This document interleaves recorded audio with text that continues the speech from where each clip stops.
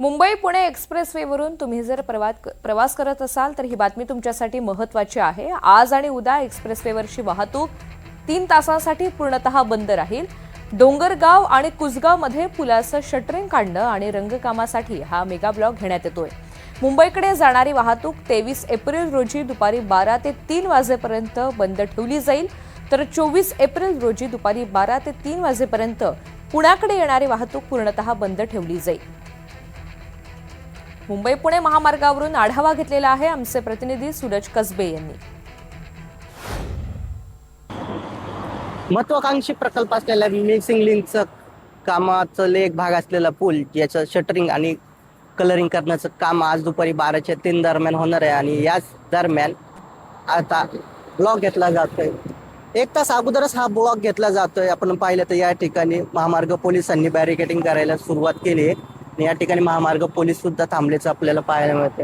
पर्यायी मार्ग दिलाय जो जुन्या मुंबई पुणे महामार्ग आहे। मी सध्या ज्या पॉईंटवरती उभा आहे तो पॉईंट म्हणजे मुंबई बँगलोर हायवेवरून पुढे मुंबईच्या दिशेने यशवंतराव चव्हाण द्रुतगती महामार्गाला जोडणारा हा भाग आहे।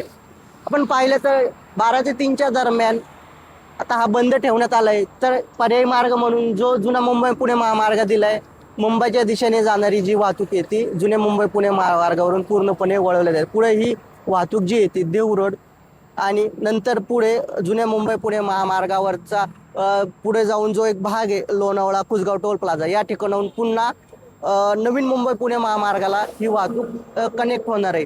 आपल्यासोबत महामार्ग पोलीस आहेत, आपण त्यांच्याकडून जाणून घेऊयात कशा प्रकारे हा ब्लॉक असणार आहे आणि नागरिकांनी काय खबरदारी घेतली। सर, आपण 1 तास अगोदरच हा ब्लॉक घेतोय। 11 वाजण्याच्या दरम्यान हा या जो किवळे भाग या भागातून ही वाहतूक आपण पूर्णपणे बंद करतो। 1 तास अगोदर आपण का घेतोय, कारण पुढे याचा काय फायदा होऊ शकतो का?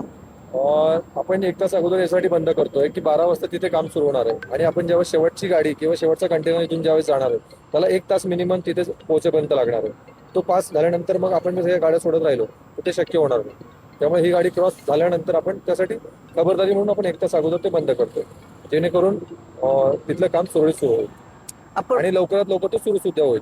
जसं आपण 3 वाजता बोलतोय, पण साहेबांनी सांगितल्यापर्यंत 2 वाजता परत सुरू होईल। म्हणजे 1 तास अगोदर हा ब्लॉक सुरू करून पुन्हा 1 तास अगोदरच ही वाहतूक पूर्णपणे सुरळीत करणार असल्याचं या कर्मचाऱ्यांनी म्हटलंय। सर, काय सांगाल, आज नक्की कुठल्या भागाचं काम करण्यात येणार आहे आणि कशा प्रकारे हे काम किती लवकर पूर्ण होऊ शकतं आणि हा महामार्ग वाहतुकीसाठी पूर्णपणे सुरळीत होईल?